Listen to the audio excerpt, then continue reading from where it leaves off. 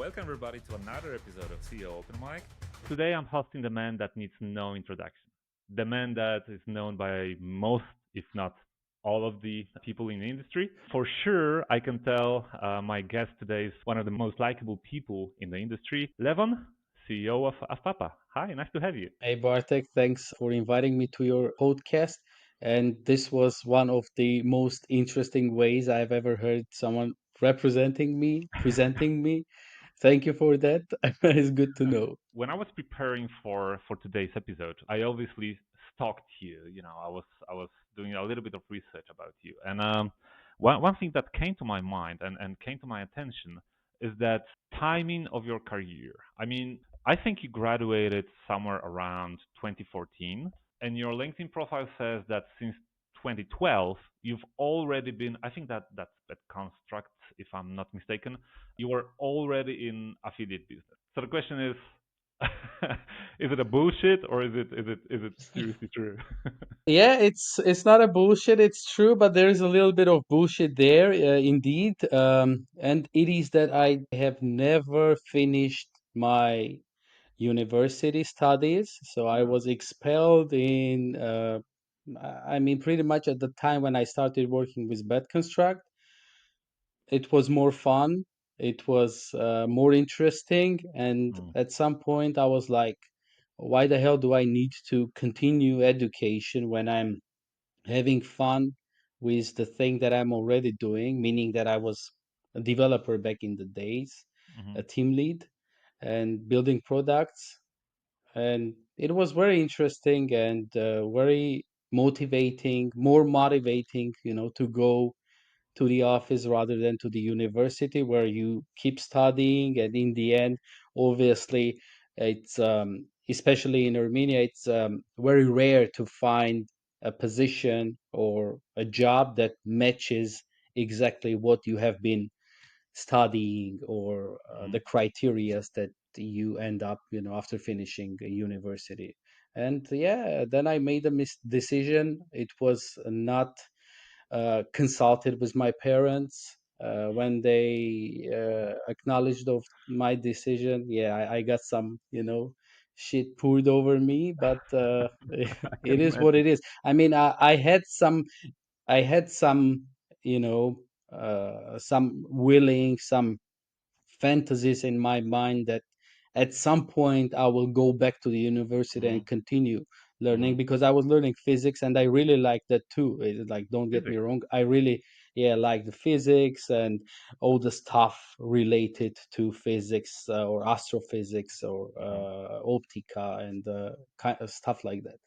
But yeah, unfortunately or fortunately, I never went back, and I just, dived more and more into the gambling industry later on. And right now, from the perspective of the time and all your experience, are you sometimes thinking about getting some kind of education, maybe not about physics, but more like I don't know, MBA or something like that? Do you think about it? Not in terms of the naming like MBA or whatever, Mhm, but yes, I'm thinking now, or at least for the near future, the next 2, 3 years, to learn some skills that I definitely need to possess in order to grow the company further. Because yeah, you can grow your company to a certain point with the knowledge and the skills that you mhm, have, you possess.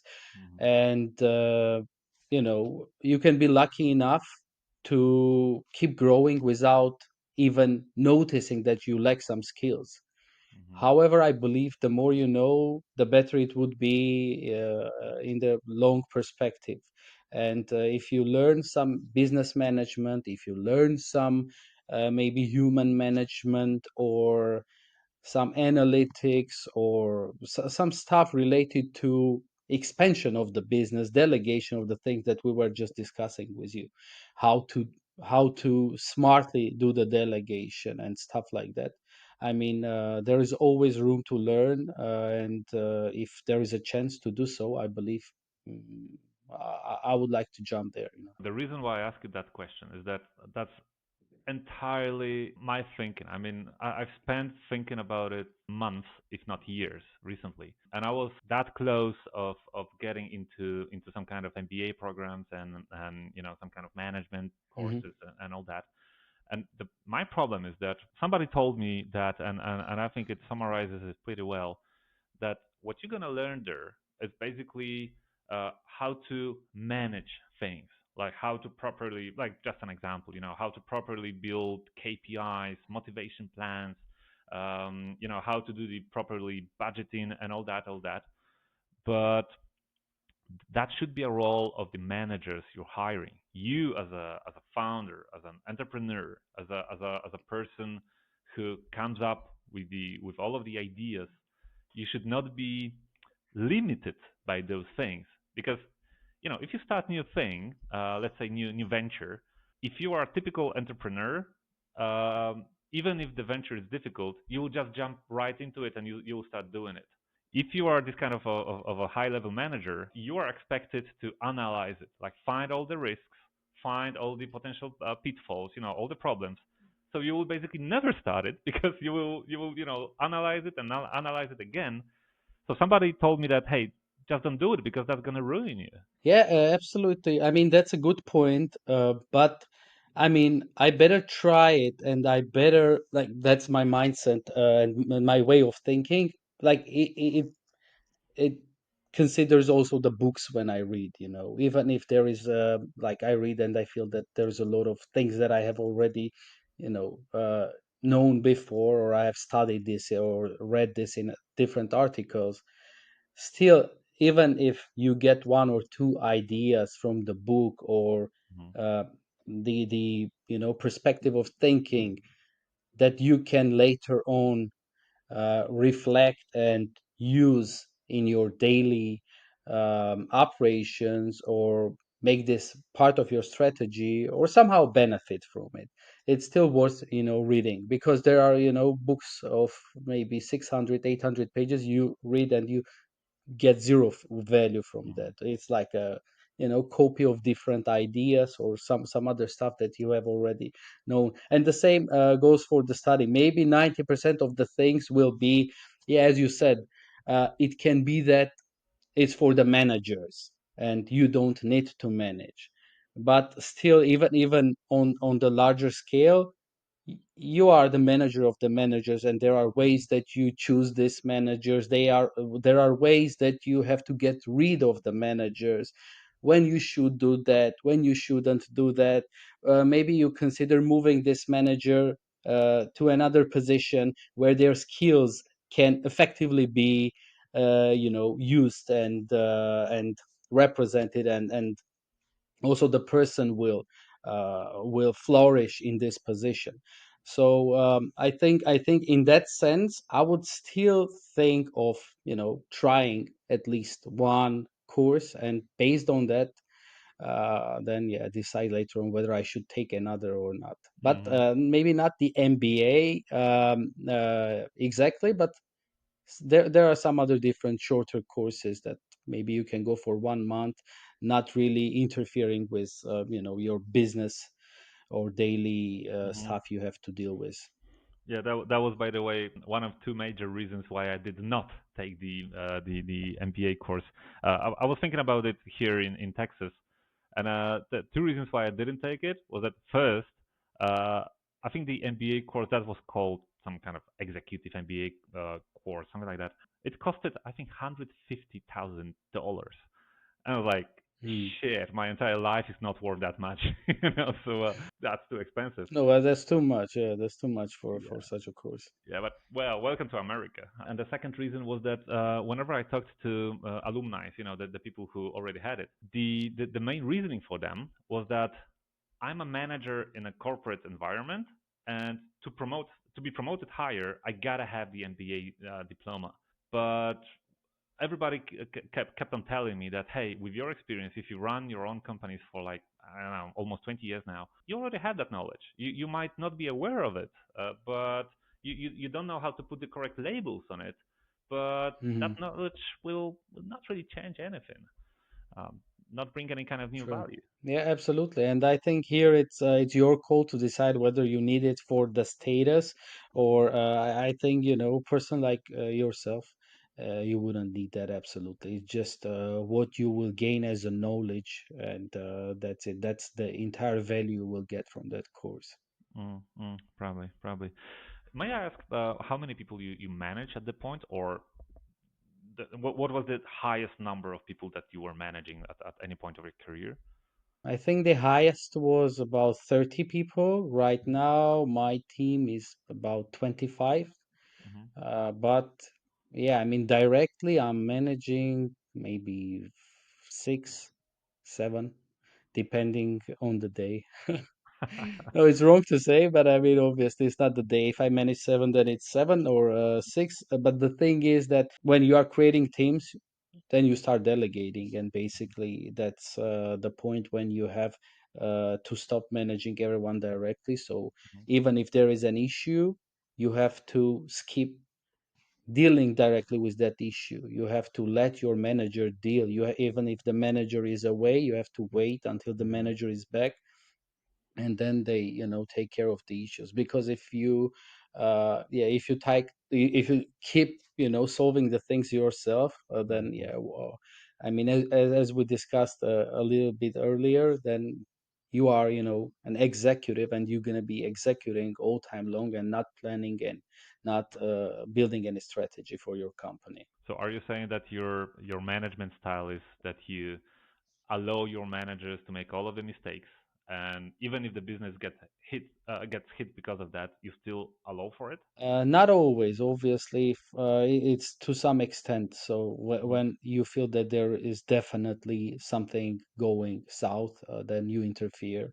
There is definite, but I mean, there are two ways of the issues. Like the first type is when there is a mistake, or there was some unpredictable thing that happened inside the team, and your manager is dealing with that. The second thing is that you don't see your manager reacting to this issue the way that you would like them to, and that's Hmm. when you get involved, because I mean, your way of thinking might be different.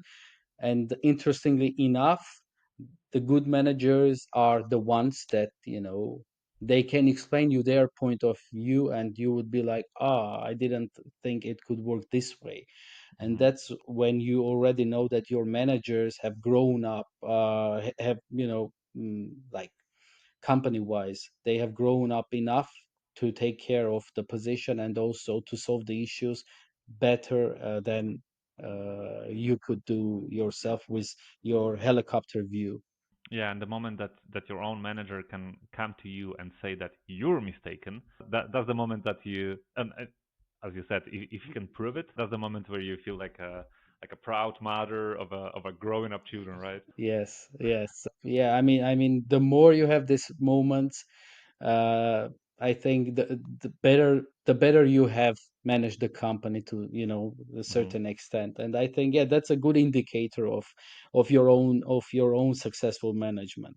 But Hmm. if you don't have opinions, if everyone is just agreeing with what you have said and just following what you have said, then you definitely have to rethink about the whole structure of your company, and Hmm. the way that you are managing your team. Wanted to ask because 30-ish people of the organization, it sounds like an organization which is big enough to have some kind of processes already, and you cannot manage it in a way that in a shouting way that you just point the finger and you say you do that, you do the other thing.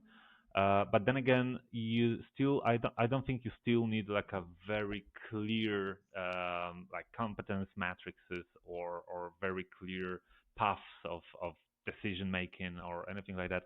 So I just wanted to ask how in details, how do you organize the management of the company? What, you know, for instance, do you have Mhm. KPIs already for your managers, or is it still more of a gut feeling that you trust them, they're gonna do best they could? My style of management always used to be with the KPIs, and it doesn't matter the position. And almost all the positions right now in our company, they have KPIs, and this is the only metric that we look at when discussing the or doing evaluation of a certain colleague of ours. And with KPIs, I mean, it literally for every position you can build clear structure of a KPI based on their performance. It's very rare. Like the only KPI that is not set right now is for our graphic designers, Mhm. and because whatever you come up with when dealing with designers, it's like, there is not a certain way to calculate their tasks, to weigh Mhm. uh, their importance, to weigh how difficult it is to do something, because it's more like a creative job. And that's why with designers we don't really follow the strict rules, but with the rest, even for the content writers, we have monthly KPIs which we look at every single month.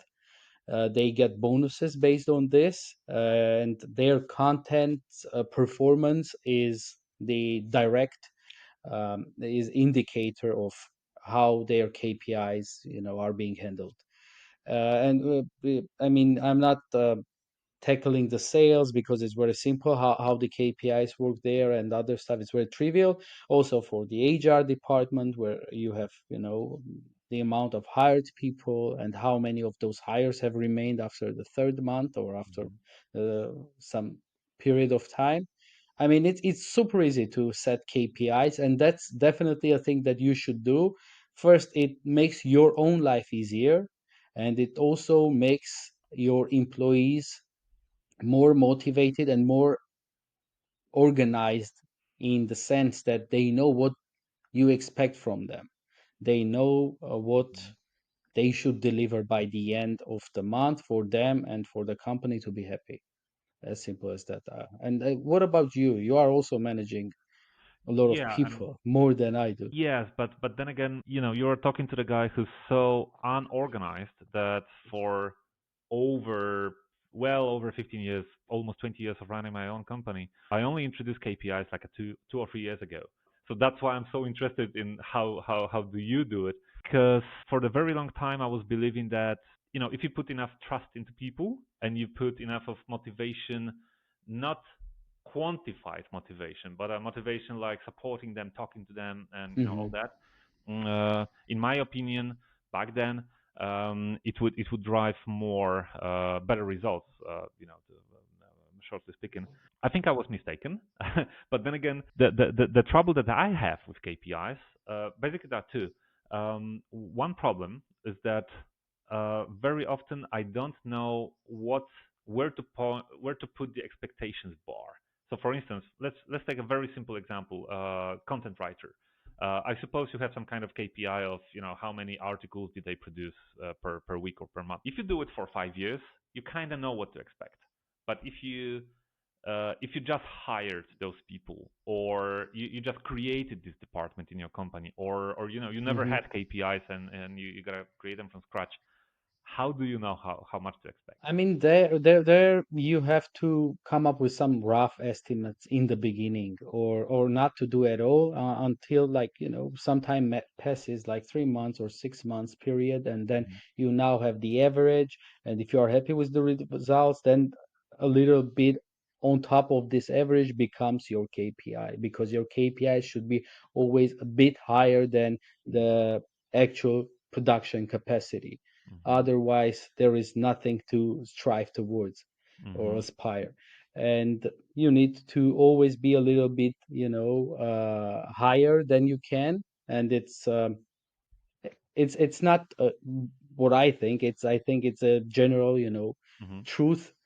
And there is also an aiming for such a strategy in life as well. When you set the bar for your own goals, it's called the Hmm. Goldilocks rule, where you always choose the targets on the edge of your capacity, and Uh-huh. then a little bit above, so that the targets are interesting enough for you to achieve and get there.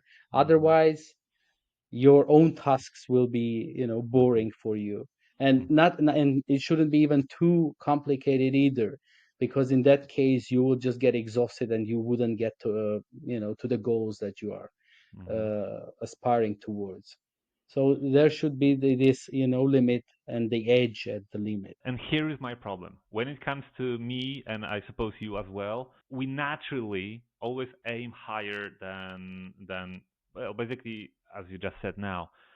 But I have a feeling that some big part of the people, let's put it that way, they just want to go to work, do their stuff, then come back home, and especially younger people, and then after 5 p.m. the real life starts. They don't really care about aiming higher and going better and getting more and all that. And I remember from my university, I remember one guy, I forgot the name now, but he said, if you are in IT, I was studying IT. If you are in IT, how to recognize that you're being recruited to the company that you don't want to work in? And he said, all school of management says exactly what you, Levon, just said. If a person is capable of providing, let's say, 100 units of whatever, then you gotta push the bar as high as 150, let's say, to keep the person like motivated. And he said, if you see a company like that, run away, because those people don't know that two two words describe every single person in IT. First word is that they are smart. The second word is they are lazy. So as a smart people, they will find out that that goal is impossible to achieve because I'm only capable of providing 100 units, not Hmm. 150. And since they are lazy, they will not even aim for 100 because they will say, "Hey, I'm not going to do it anyway. So what's the Yeah. point?" Yeah, it's when in the football you are already losing like 10-0 and it's like 18th minute. Yeah, There is no meaning in playing anymore, yeah. or wasting any more energy. So you are more conservative and you just wait the other Mm-hmm. 10 minutes to finish. Mm-hmm. Mm-hmm. Mm-hmm. Yeah, it makes sense. I mean, I don't know, but like going back to the point where that you mentioned about how to deal with the employees that just Mm-hmm. close the notebook at the end of the working day and they just go have fun. I mean, that's okay. That's okay as well, and that's why you don't have 100 managers in your company and you have 100 employees. Those employees that have the willingness to show their being a team member, being a part of the team, striving to help the company grow, or help their managers bring better results. These people are then in the end being promoted to the managerial roles, and even if you don't have a good fit for them, you try to find something and then you move them, or you create Mm-hmm. the best role where they could perform the best as they could, in your company. And otherwise you would have lost them because their motivation wouldn't have been appreciated and they would Mm-hmm. have left your company for a competitor company. So I mean that it's very normal to have most of your employees Mm-hmm. not uh, were like not as motivated about the company as some of the Mm-hmm. top managers, and that's very organic. That's why you can't also promote everyone to become a manager, and you promote just the ones who are motivated enough. And talking about those most motivated people, though, those highest managers that you have, what's your degree of transparency in front of them? Like, do you share financial info about the company? Do you share, like, to what extent you keep some kind of data, like very very crucial data to yourself as a CEO? How much Mhm. do you give them? The top management, like me and three other people, they possess all the information about the Mm-hmm. company and all the data. The rest, it already derives from their own position, whether like depending on which department they are, they know as much as they should, know. And yeah, I mean, basically, with the top managers, you are always, I think, you should be the most transparent in order to be able to explain the moves that you are making or decisions. Well, again, you're talking to the person who, for like way over 15 years, I was holding all the information. I was like withholding that just to myself because I thought I'm the smartest on planet, and what do they need it for and all that, all that. That was a mistake. I agree here. Also, also the issue there is that sometimes we overestimate the importance of this information, that we possess. We think that if we share this with, certain employees, it would be, too much for them to know, or it would be too risky in Hmm. the end to lose them. But in reality, No. it's not really that important. So. True, true. And one of the aha moments for me that I had during my career was that at some point the company started making decent money for me as a founder, and there was this problem that I wanted to buy a good car. I'm from Eastern Europe. The very first thing you do when you get money, you buy a car, right? And I wanted to buy a decent car, but then again, I was like, that would probably create a situation where a queue would be next to my door, people asking for salary raise and all that, all that. Till one of the parties where one of my employees came to me and he was like kind of drunk already, and he was like, "Hey Bartek, how come that you run this company, you hire so many people, and you run the business, and you drive the car which is worse than mine?" And I was like, shit, okay, that works the other way around as well. I mean, they gotta feel the stability of the company. There's nothing wrong in making money, right? There's nothing wrong in Hmm. all that. That's the reason you do it, right? Yeah, that's a very good point. You definitely have to spend the money the way that you want, and if you have earned, then you totally deserve.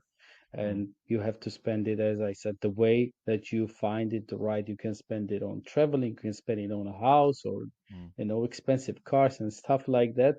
But it's a mindset. It's not that the employee who asked you that question yeah, was 100% correct as well.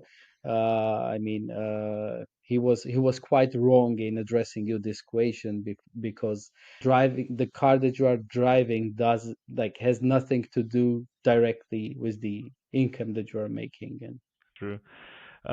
But you touched a question that I wanted to ask you for a pretty long time now. Do you, as a person, not as a Affpapa, not as a business, but you as a person, do you have your own like exit strategy, like your goal? I mean, do you have something in your mind that, hey, once I'm gonna make, I don't know, $500 billion, then I'm gonna quit, and then I'm gonna just go to some random beach and have drinks till the end of my life? Do you have this kind of point, or you just Mhm. enjoy the ride and you just want to continue that? I have the business goals, but if you, as you said, if you're asking me as a person, Hmm. there is not, a goal connected to the amount of money which would make sense to exit and then do something else that I have planned, or something to dedicate my life to. I think more or less all the things that I would enjoy or make fun doing could be done, even, running this company, and even Hmm. with the amount of money that I make now, or I'll be making in a couple of years. Because, there is really, there is not such a dream for which, I'm striving to do better, and then in the end to sell the company and go just enjoy the rest of my life. No, that would be untrue to say. But there are some goals which I would like to accomplish in case, I get to some financial point in my life. I don't know. There are a couple of them, and it's not really related to like luxury stuff, Hmm. but it's more connected to physics. It's more connected to the things, astronomy, that I really enjoy. Uh, I really enjoy learning about. I really enjoy spending my time, watching and going out, stargazing and stuff like that. But yeah, like as a strategy, there is nothing. So for the time being, I'll be just enjoying the ride, as you said. But it's interesting also about you. What's your vision on that? Is it the same, or you have Uh, some target there? there is a target for me. For many years, I was thinking that money is the main driver. It's not. I mean, once you reach a certain level where you can pay your bills easily, and you don't struggle, which again, me coming from Eastern Europe, I remember tough times. But I've learned that once you got that very basic sense of safety covered, it's not really about money anymore. From my perspective, it took me a while to realize it, and that was a very conscious process that I went through. But from my perspective, it's all about building the legacy.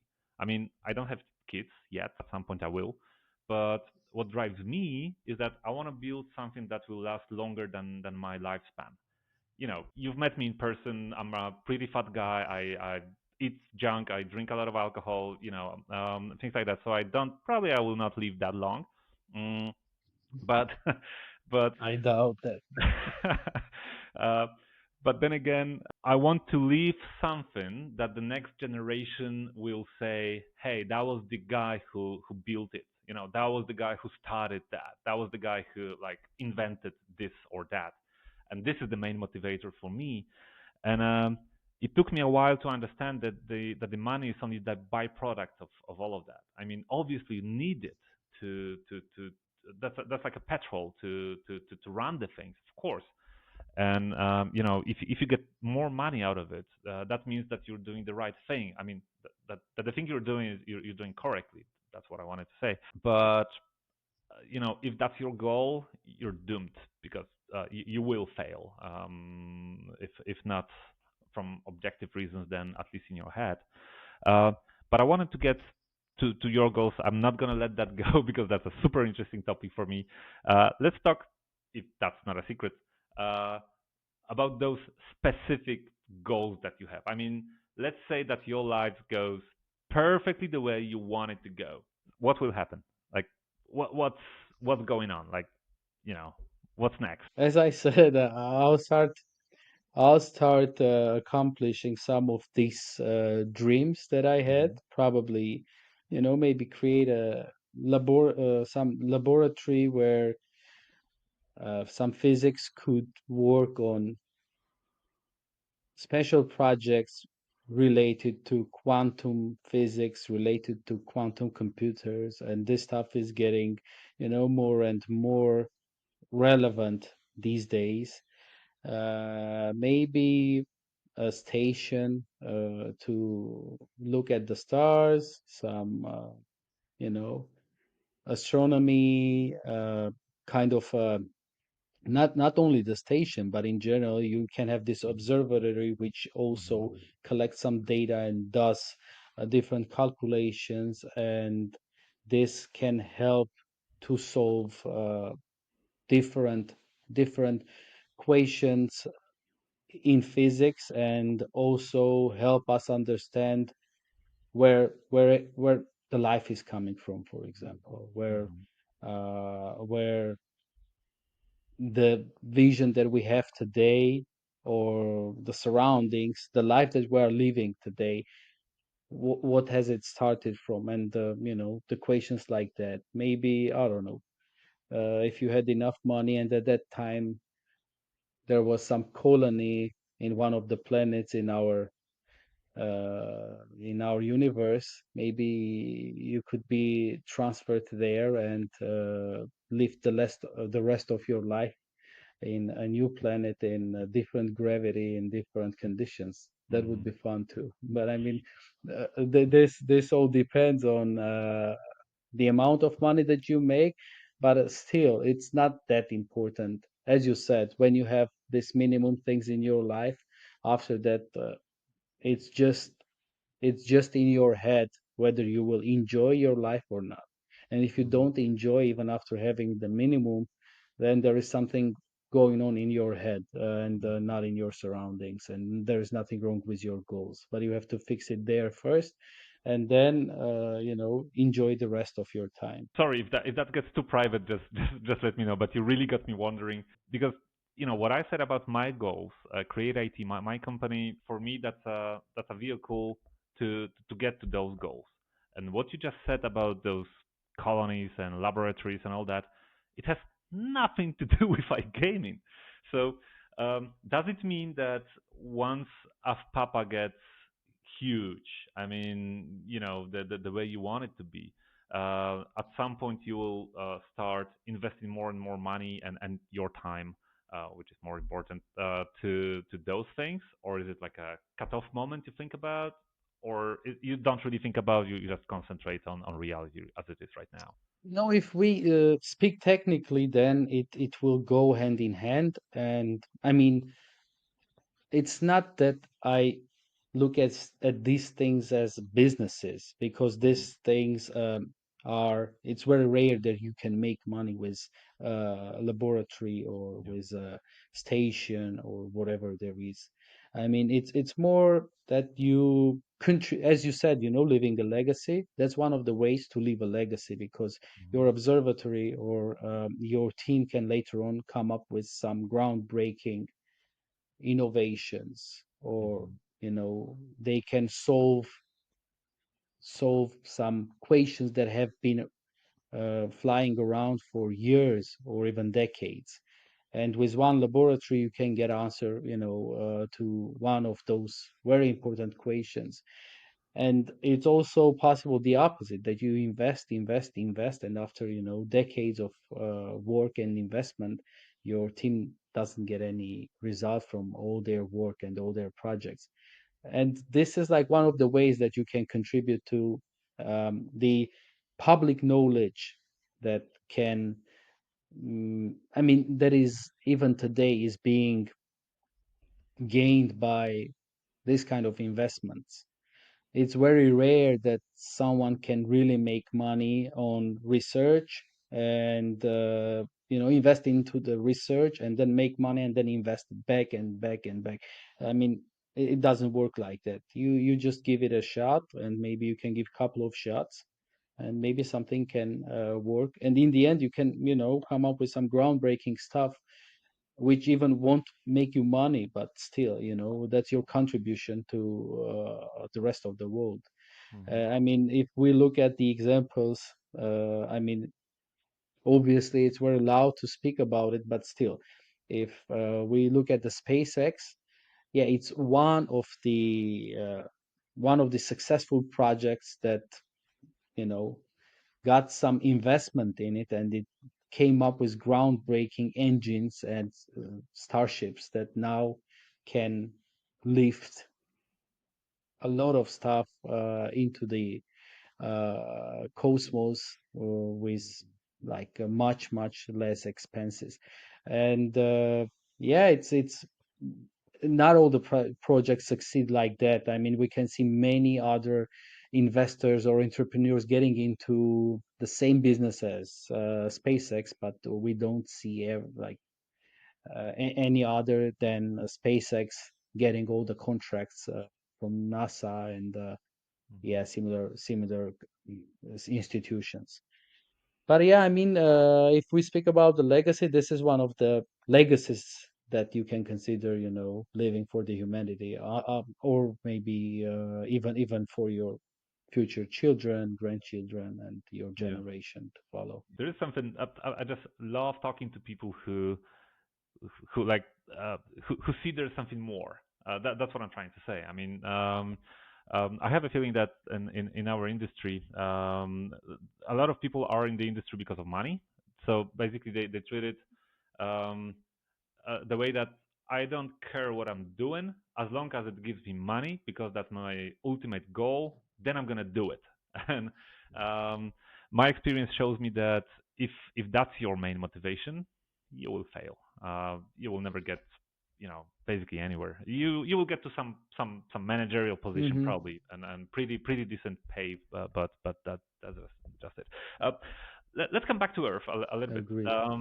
Because as you mentioned before, you were born and raised in Armenia, but right now, if that's not a secret again, you live in Spain, which I envy you, by the way.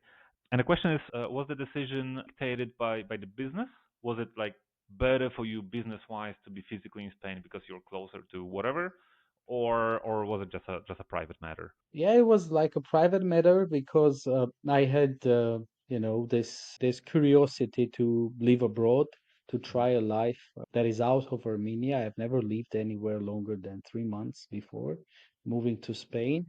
And even now, like I'm spending half of my time here and the other half I'm in my country or maybe in US or somewhere else. But yeah, I mean, it was a personal thing. And this also was one of the reasons that I left my previous company because Mhm. I had to stay there and because I was running a physical branch there and I had to be present and it made sense. But with Affpapa structure, it also allowed me to be able to manage the team from wherever I want, unless we are, in the same time zone. And we still keep that. And yeah, I mean, Spain was the choice because we were planning to do our flagship event in here in Malaga, not specifically Malaga, but we were choosing, somewhere around. Mhm.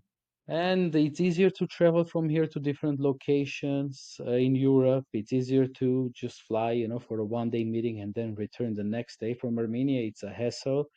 And for the rest of, uh, the time, we'll see if we Mhm. remain in Spain or we move back or we move to another city. But basically, I wanted to try this life out of Armenia. I don't know how it's for you because you are, from Europe, and the Europe for us, it's a bit different picture in our minds. Mhm. And yeah, I think that's why we have this curiosity to see how the life there is, and maybe we always think that it's very very different from what we have there, but then you come and maybe 90% of the stuff is the same. It's the Yeah. same human Yeah. beings and It's called same problems. marketing, that some of the places have very good marketing. Then you go there and you're like, nah.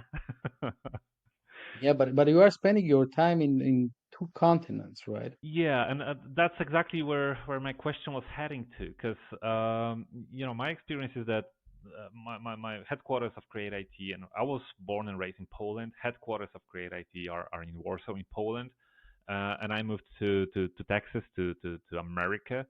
Um, and that was way more difficult than I thought.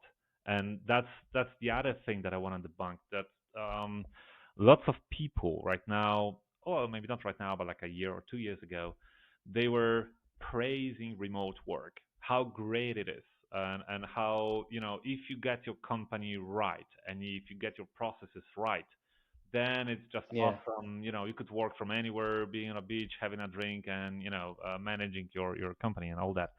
Um, and last almost 2 years, it showed me that the value of talking to Alex, my co-founder of Creativity, my partner, that talking face to face about certain things. Of course, we talk about them during the calls. Of course, I have camera, I have internet, we can talk, but the value of just being in the very same room is is extremely high. Um, and I'm learning it the hard way. And my little plan is that I am going back to Europe, and I see my trip to America as a failure. My question was leading me directly to the very same question to you. I mean, uh, the way Affpapa is constructed, obviously it works. You're there. I suppose. Well, that's my guess, but I suppose majority of the people are back in Armenia. But does it really work for you? I mean, really? Yeah, I mean, after 5 years of grinding this together, Hmm. uh, I think it works Okay. because we are growing. I mean, it's as you said, it's not the same. I had 10 years of experience working from the office, and it's Hmm. totally different.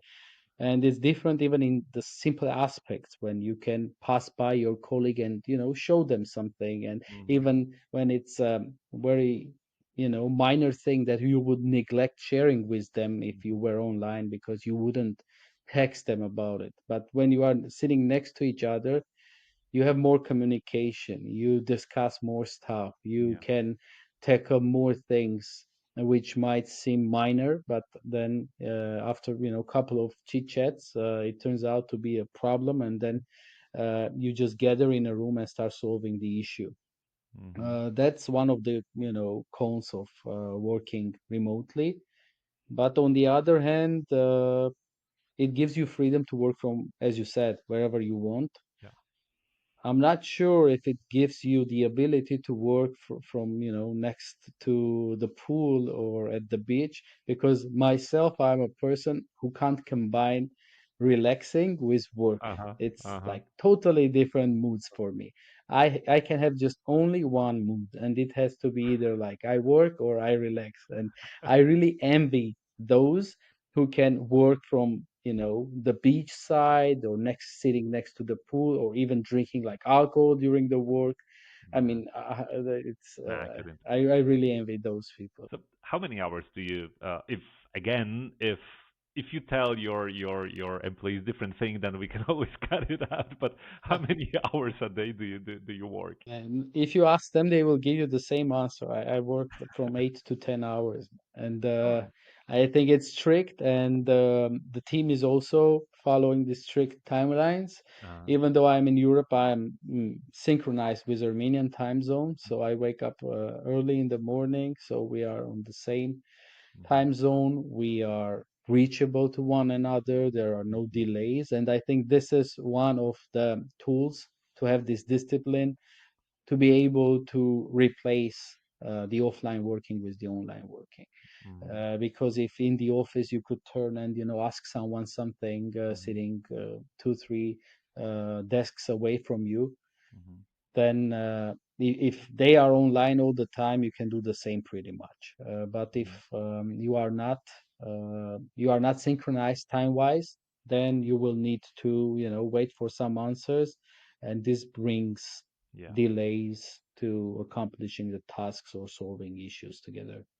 So you created this so-called like core hours that you just know that everybody's there and you can just ping them on Teams or Slack or Yes. whatever. And gotcha, Yeah, gotcha. even other employees from Europe, if they join us, they are asked to wake up early and just follow the Armenian time zone. I Mhm. mean, it might sound a little bit strict, but that's the formula that we are sticking for right now. Maybe later on we can change it when we are a larger team of over 50 people or something. But right now, we need to be synchronized and aligned.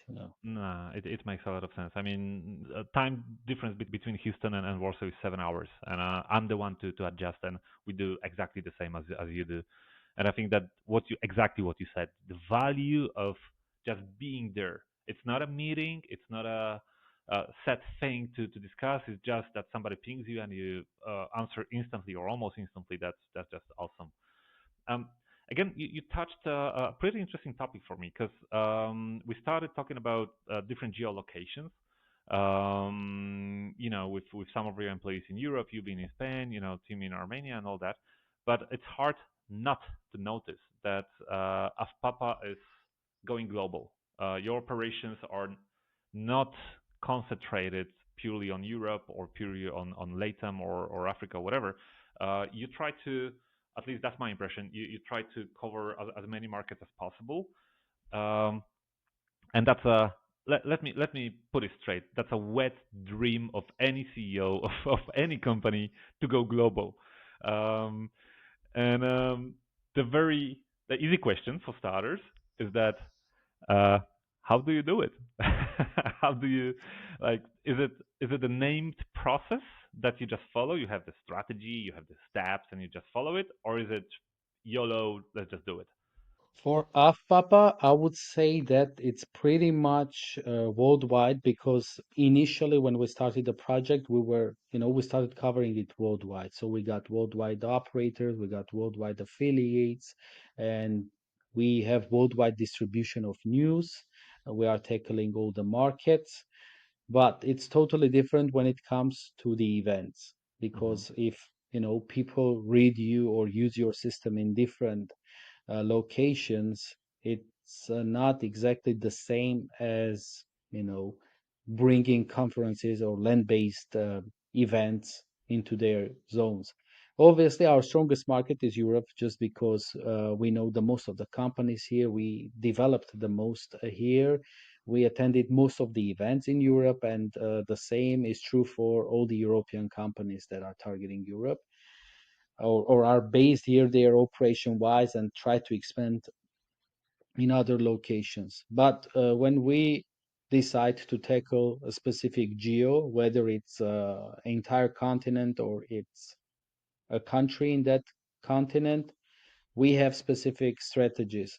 Some of those strategies are secret. Some of the strategies are as simple as getting introduced to the behavior and the habits of the people from that geo, what they like, what they don't like. I mean, it's, as I said, it's totally different when we are speaking about the events, or it's the Affpapa, or it's operations as a casino, or the affiliates Mhm. when they are targeting different players from different geos with totally different behaviors, totally different preferences.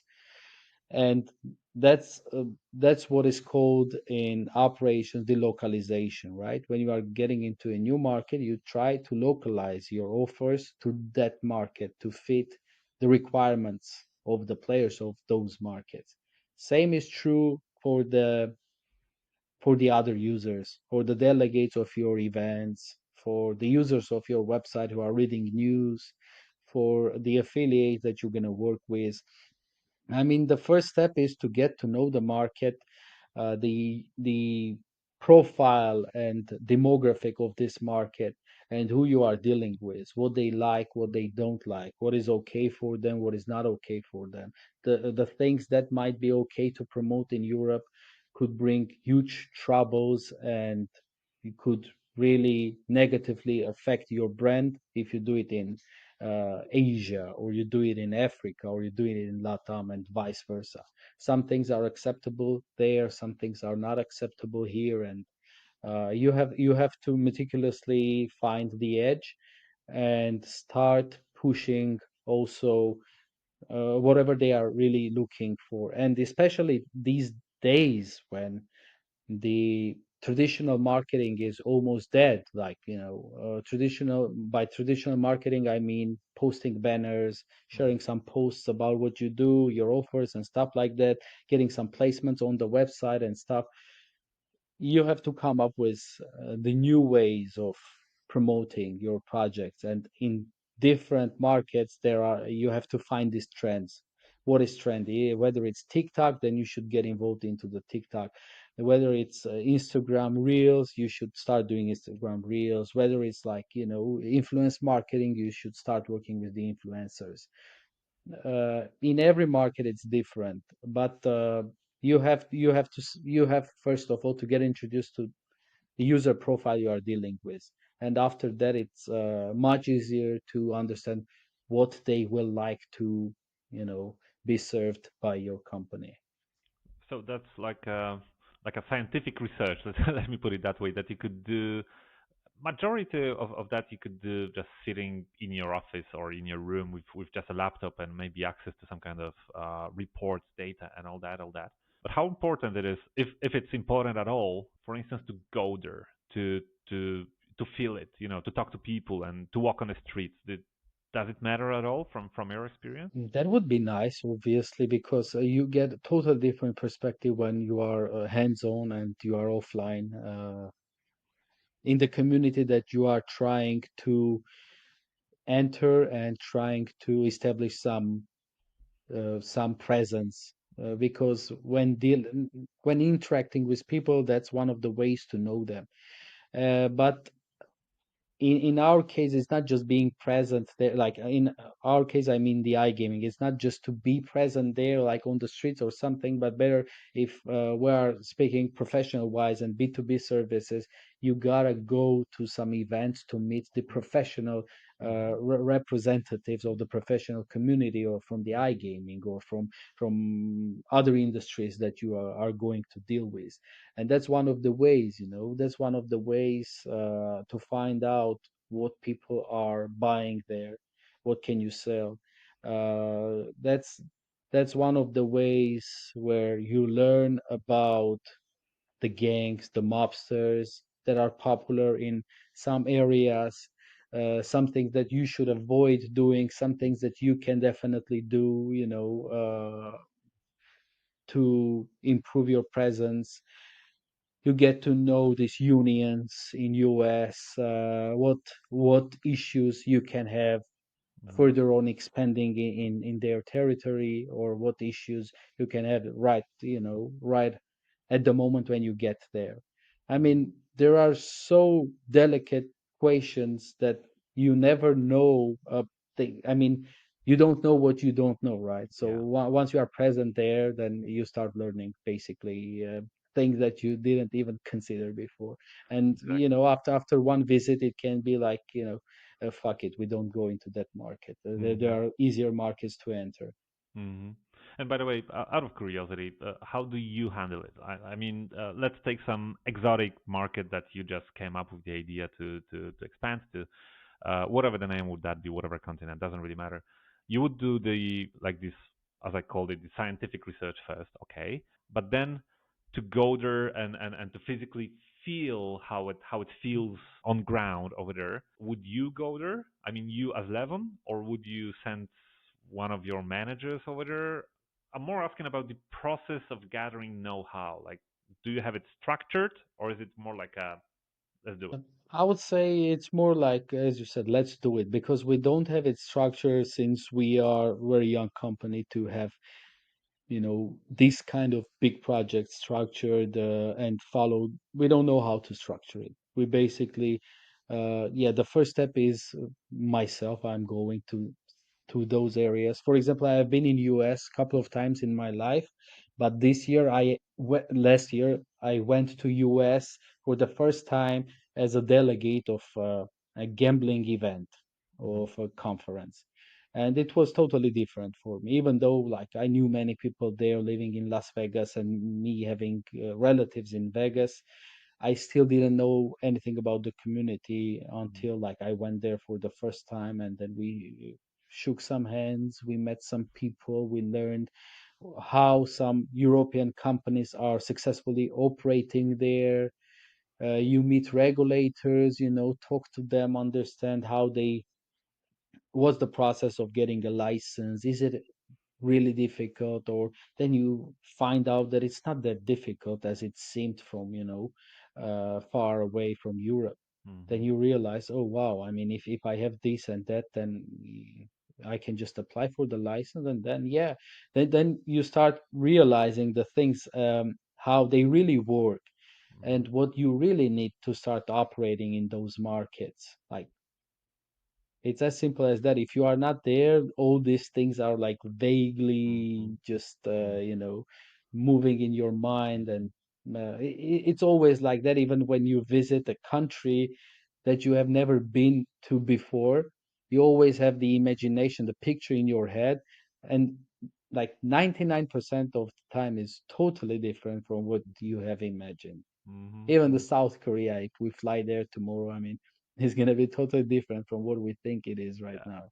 yeah. Nicer, by the way. It's, um, Yeah, yeah. um, it's again. I'm gonna a little get back to the internal organization of the company, but that's one of the pitfalls that I stepped into, and frankly speaking, I did not cover it correctly. At least I think so, because there are basically two ways of building know-how in a company, and there are two ways of basically running the company. One way would be accumulating all the information, all the decisions, all the data in your head as a CEO. And the other way would be to try to, sorry how it sounds, but to make you as dumb as possible and to grow your managers and grow your people. So just to uh, come back to what you just said, uh, you could be the one going to Vegas, going to wherever in Africa, Asia, Europe, and wherever, and grabbing all that data and connecting the dots, and then deciding to enter a particular market or not, and how to do it. Or and that's a preferred way for most of the small companies. Um, or the other way is to try to delegate that task to one of your senior managers, so that you, of course, have some knowledge, but those decisions and that connecting the dots process is done by somebody else's head within your organization. Um, Hmm. and just before I give you back the microphone, my experience is that that's entirely the thing that I failed on. So once Create IT was growing for many years, I was thinking that I'm the smartest, and I was accumulating all the data in my head, and I was taking all the decisions with Yeah. Alex, my partner. Um, and then we grew to over 100 people, and we were like, we are the bottleneck of the company. We are like delaying all of the information flow, delaying all the decision making processes and all that. So we got to give it back to managers. So we started doing that panically, very quickly, and that was too quick. That was nobody was really prepared for it. The system was not ready for it. As I said a couple of minutes ago, we didn't even have KPIs back then. Um, Mhm. we failed. Um, but sorry, I was too No, no, my no. You go ahead. I mean, it's very interesting to hear your experience about, growing to 100 and more employees when you already becoming a bottleneck. Because I'm not there yet, but I'm curious to know how you dealt with it. we didn't. We shrunk. uh, yeah. No, I mean that process took years, and frankly speaking, I still don't think we did it correctly. And frankly speaking, I don't believe anybody who says that the process of like moving the responsibility from the head of the company to those smaller heads of the company. I don't believe anybody who says that the process is easy or plannable or you know. In my opinion, you have to be trialed by fire, and you just have to fail at some point. You have to make those mistakes.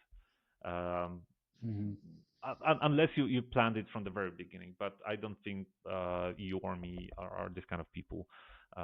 Because there are people who have like 10, 15 employees, and they are already behaving like CEOs of the big companies, like delegating every single thing and not taking Hmm. any of those decisions. I have this rare opportunity of talking to the person who's like in epicenter of the affiliate marketing business globally, as we just said a couple of minutes ago. So I'm tempted to ask you questions. I hear now and then conversations about how affiliate marketing is changing, how Google is killing the SEO part of it, how old ways of doing that worked for years are not working anymore, and how difficult it's getting. What do you see? What's your impression of the state of the market as it is right now?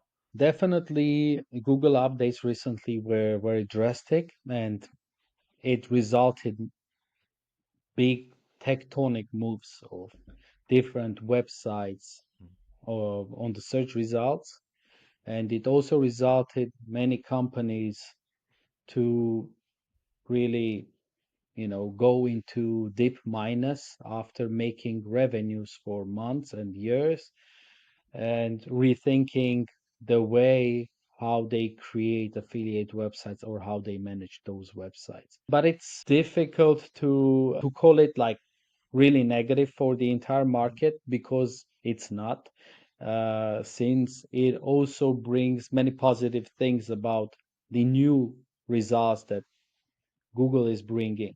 And with the updates and the things that Google started to pay attention to, many affiliate websites, and not only affiliate websites, started really improving. They started Mhm. bringing the people in front pages to see and to be able for the end user to know who they are reading, to know who they are getting the information from.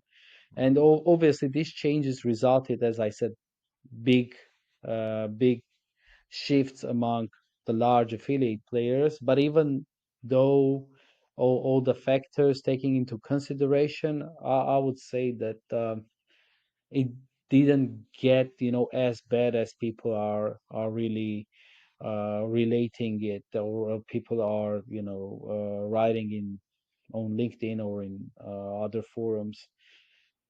Yeah, Google started paying attention to some things more than the others. That's the only change that we see. But this time, this change was quite larger than it used to be before.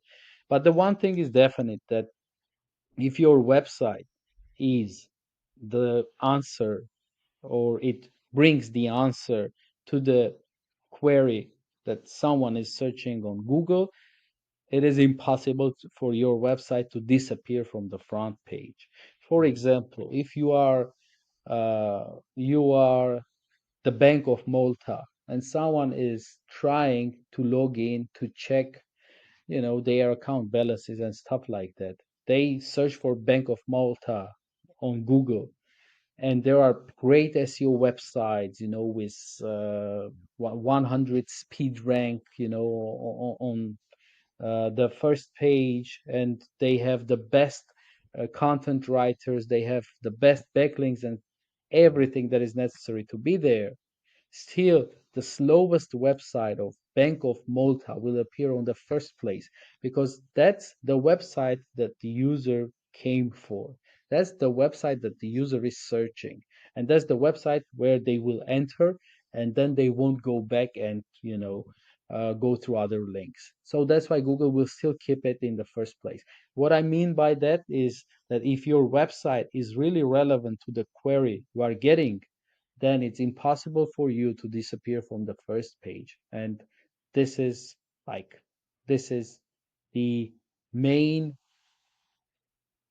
the main locomotive that is moving Google and the search engine logic behind that. Mhm. And the other things are just components, how they are achieving these results. But the relevance is in the first place always. So if someone is getting the answer to their question from your website, doesn't matter the speed, the quality, you will always be there as the answer. So basically, you're just saying that Google's moves are basically cleaning the internet out of the, let's be honest here, like junk pages that have the very same content repeated and repeated, not really relevant to what whoever is really looking for. So yeah, is is that what you're Yes, saying? yes. Some of the content, yes, but I mean, people are complaining more about, losing the positions when they have really spent a lot of time and resources on their projects. There was a lot of effort, input in these, and then they suddenly get disappeared because they followed the trends that are obsolete right now. Hmm. But at that point, those trends were quite actual and practical. And yeah, this kind of content is getting hidden by Google, and it just brings more on the front page the things that derives a lot of trust and conveys a lot of trust to the reader. Hmm. And how about the other the other ways of driving the traffic? I mean, you have that unique position where you see in your databases the affiliates, what are they doing and how really they are generating the traffic to sell it later. Uh, so is there any particular grow, like for instance, I hear from every single place now that influencers and micro influencers are the thing now, and forget SEO. SEO is dead or soon will be dead, which is not as much true as we just said. Uh, but do you also see that trend that the market affiliate marketing is like pushing into other direction, or not really, not yet? I wouldn't say that it's not, being pushed to other directions, but it's rather that there are more options appearing in the market. Hmm. So when you have like alternative ways of getting traffic, you just simply use them, and it doesn't kill the SEO. It just goes in parallel with SEO, because if there is a channel from where you can buy a certain traffic, and then there are, a couple of different channels that have appeared in the industry for the last 5 to 10 years, like streamers, influencers now, and maybe Telegram channels or WhatsApp groups or whatever. I mean, you still, keep using and working with all these possible affiliates or uh, or traffic providers, and one is not killing the other, but they just go, in parallel, and sometimes they even help each other, because you can see that some streamers, start collaborating with SEO websites, or SEO websites are promoting Telegram channels, or Telegram channels creating like SEO websites and then moving their traffic to generate a good flow, and create their own SEO website or forum later on. It's just that there are different channels, and also social media is getting involved in this a lot, like sites like Reddit, where people can create channels, and then they start discussing specific topics about bonuses and stuff like that. Now, many of those channels are also being created by the casino owners, right? And like under the discussion, or as a help center, or just like informational area, they start sharing a Mhm. lot of information about their websites on Reddit too. So Mhm. it's like, I don't think there is anything that is killing SEO right now, or search engine optimization, but yeah, but there are some alternatives of finding some answers Mhm. to uh, Google at the moment. Mhm. One of which is the Chat GPT, which is trying, or not trying, but it serves the purpose of some of the queries that, if before you could Google it, now you Chat GPT it, and you get Mhm. the answer there Mhm. too. Mhm. I'm a big fan of Perplexity, by the way, for like googling stuff. So I Google it in Perplexity, which is like some lawyer gonna kill me now. Um, Yeah. one last question. Again, using your unique position, where, as we said before, you operate globally, and you have this helicopter view of different affiliates, and the way they generate traffic, and the way they work between different geolocations. And is there a real difference between how Europe works, and how States work, and how LATAM works, and how Africa works? Or is it quite the same everywhere, and no big deal? No, there is a difference, and there are different differences when it comes to like the States, when it comes to Europe, or the countries in Europe, and then Mhm. Latam is totally different in this picture. With States, interestingly enough, when in Europe the demand is very large for the affiliates, so the operators are usually the ones going after affiliate. In US, it's the opposite, because of the few regulated casinos, few casinos with licenses in US. It's harder for affiliates to create this demand, and they are the ones who have to pick, or who have to be lucky to be picked by one of these operators, to drive their traffic to. And if this specific operator doesn't want to work with you, or doesn't accept traffic from you because they have cheaper channels, Mhm. then yeah, your project is doomed. You basically create traffic, but there is no one that is ready to acquire this traffic from you. Mhm. And yeah, in Brazil, it's like, for example, Latam, and specifically Brazil, which is a growing market and is getting regulated. It's another story. There are many there are many affiliates growing there, offering like very competitive deals for the operators. And lucky enough, there are many operators in that market, and not only Brazil, but in Latam in general. And also Latam is getting regulated quite faster. We can see like in that landscape, many countries now drawing their regulations, their own licenses, and you either take them or you are getting blocked, and it's impossible to operate. So, yeah, I would say pretty much, um, pretty much, I think in Europe, more or less the affiliates work similarly to one another. The global thing right now is that you have to split, your traffic. You have to be able to divide your traffic for different countries. Especially, it's hard for the streamers, but there are tools that they use to, do this, because it's really hard to be like a streamer that gets traffic from entire Europe and to promote a single casino or a single brand that is ready to accept players from all these geos. So then there comes different tools that they use to do this.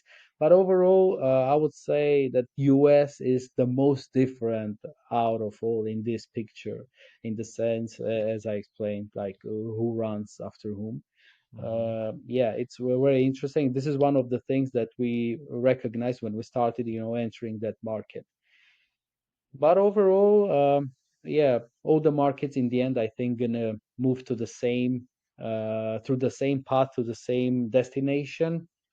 Everything will be regulated. Crypto is gonna be accepted everywhere, and local licenses are gonna be the majority, instead of, being able to operate with a single license in many countries, as operators are doing right now. I got so many more questions, but I think that's going to be one of the longest episodes ever. So let me put the dot here. And again, thank you for your time, Levon. That was a pleasure to talk to you. And see you in Barcelona. It was my pleasure, Bartek. Thanks for this opportunity, and yeah, see each other in couple of days. See you there. Thank you.